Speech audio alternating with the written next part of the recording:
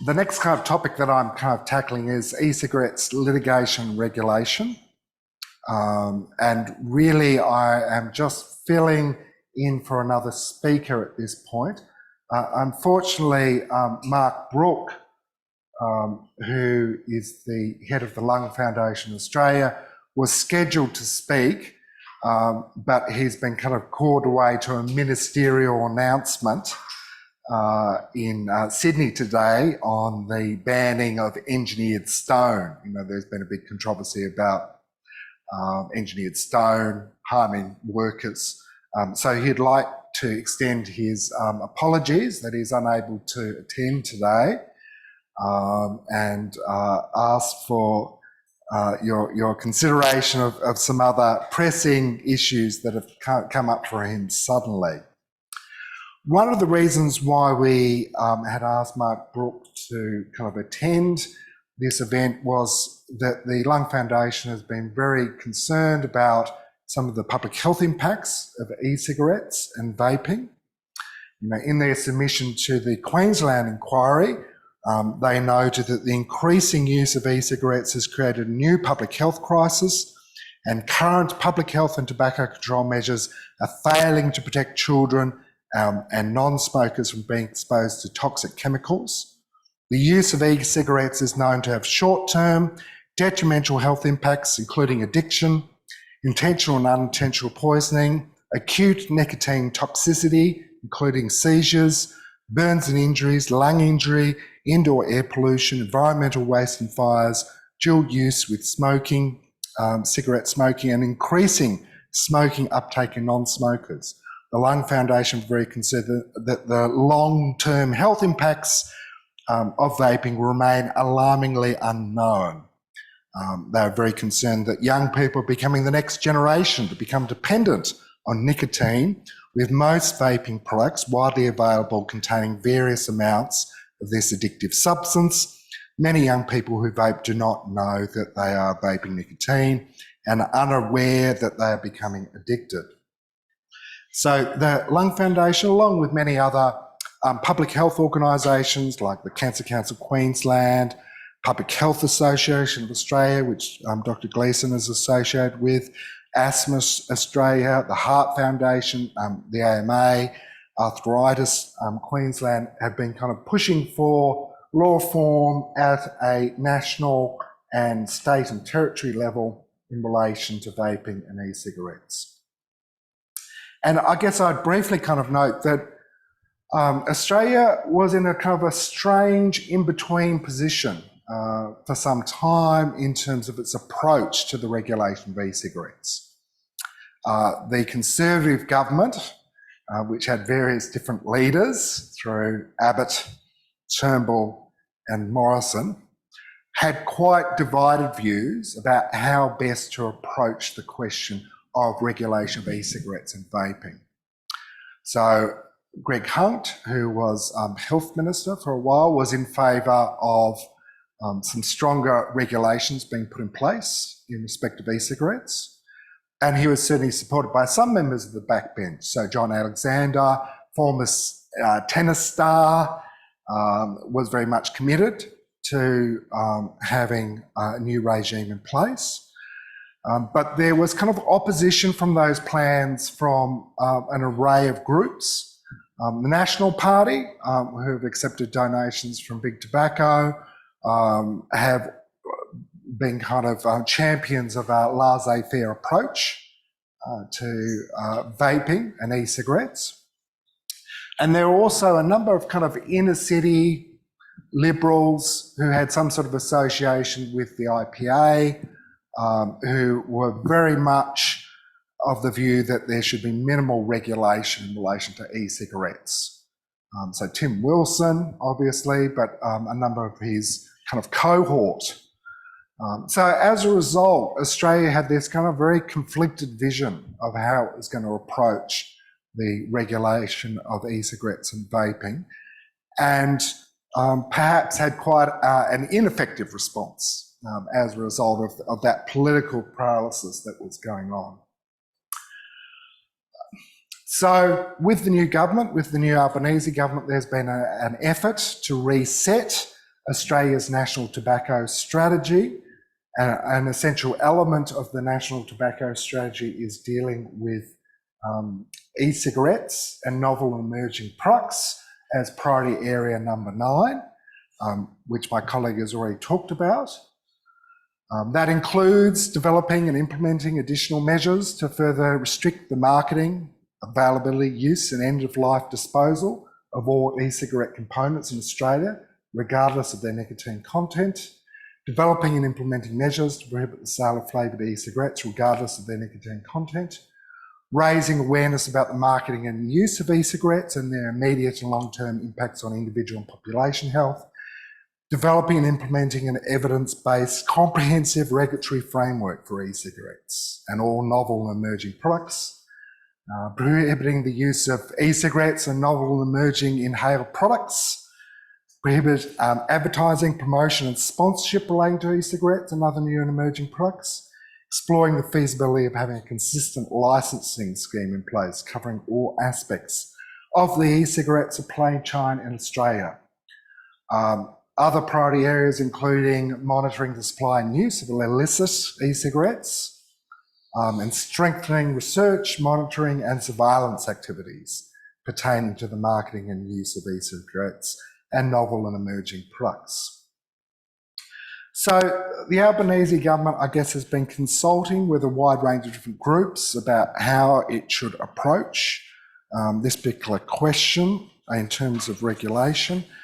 I guess there's been some internal tensions between which regulators should deal with e-cigarettes. So initially, Australia had quite an early response to e-cigarettes. The ACCC took action over misleading deceptive representations by e-cigarette companies quite early on in the piece. But then there seemed to be some tensions about whether or not the ACCC thought it was really their remit to engage in enforcement action in that area. And they kind of argued that really it was a matter for the Therapeutic Goods Administration.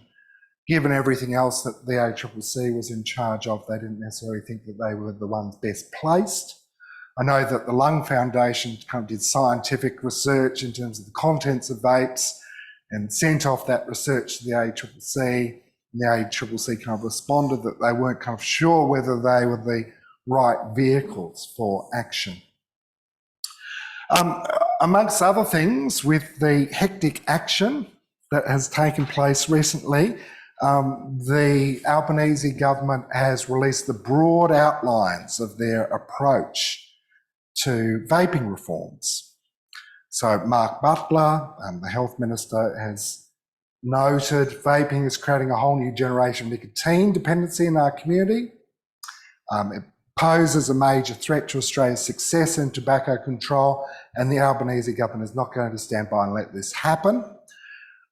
He noted vaping was sold to governments and communities around the world as a therapeutic product to help long-term smokers quit. It was not sold as a recreational product, especially not one targeted to our kids, but that is what it has become. He noted that all Australian governments are working together to stop the disturbing growth in vaping amongst young people. They observed that the great majority of vapes contain nicotine and children are becoming addicted. And he also argued that vaping is a gateway to smoking. So essentially, he also noted that they wanted to kind of take further action in relation to any implementation obstacles, like illicit sales. Claire O'Neill, who's in charge of Home Affairs, also noted that there would be action taken to stem the flow of vapes at the border. As our first line of defence, the Australian Border Force will detect, seize and destroy vape products under a new border control measure. So really we've kind of heard from the government that there's going to be a package of new reforms coming, and they will include a ban on the importation of disposable single-use vapes.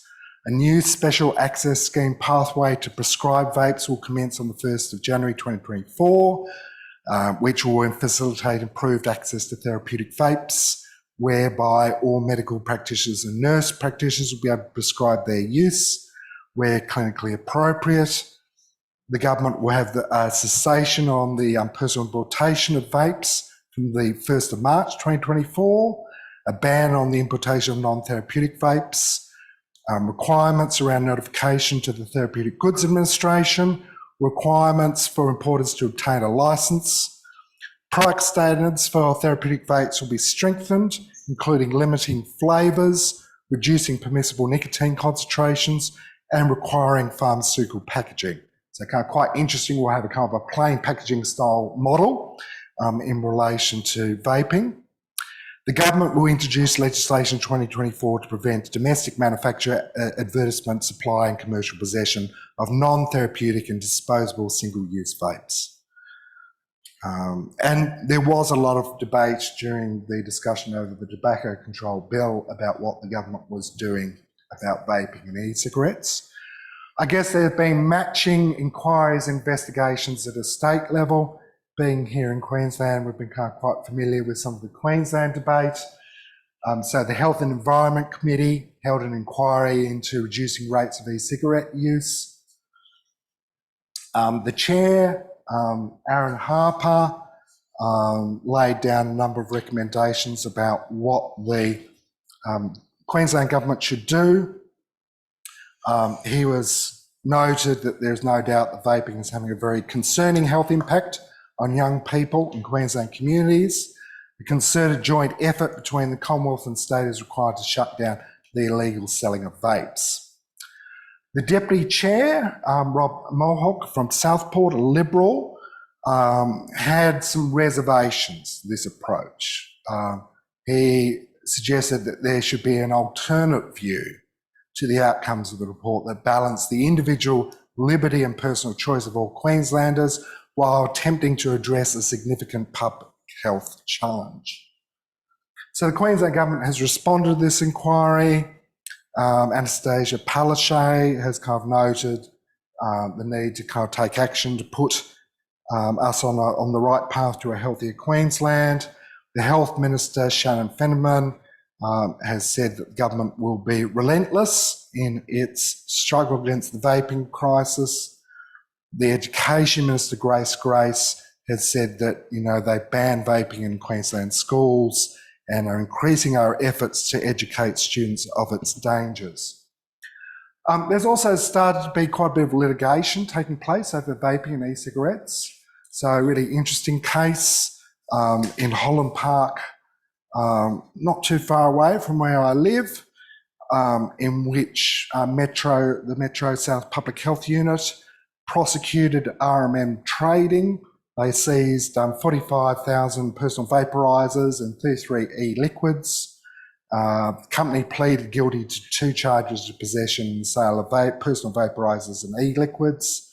The Magistrate's court recorded a conviction and ordered the company to pay a $35,000 fine, almost $51,000 in court costs and more than $2,800 in professional costs. So we're starting to see a bit more enforcement action and litigation in Australia in relation to e-cigarettes. And similar action is taking place in other states and territories. In the United States, there's been this kind of massive wave of litigation against e-cigarette companies and vaping companies. As Lauren Etta kind of well documents in her book, The Devil's Playbook, Big Tobacco, Juul and the Addiction of a New Generation. Some of the US e-cigarette companies tried to manoeuvre between different forms of regulation to try to sell products legally. But, they have really faced the full brunt of the US law, particularly in terms of making misleading, deceptive claims about their product, targeting children and youth, and also having kind of some product defect issues in terms of their products causing harm to individuals. So we've seen a lot of litigation, particularly over Juul. Some of the litigation has been in terms of competition law, in terms of big tobacco having an investment in Juul, and that has been kind of unwound by the Federal Trade Commission. There's been this kind of complex multi-district litigation, and Juul has been busy trying to settle this litigation And really it's in kind of your area in terms of health law, in terms of product liability. There's been massive US State Attorney General litigation, which Jewel has been settling. And there's also been some local litigation going on and a lot of concern in terms of the US Congress. I guess some different things have been happening elsewhere. In the UK, there's been a more laissez-faire approach to vaping. There has been some action in relation to advertising. In New Zealand, it's been a very messy situation. They initially had a quite libertarian approach to vaping.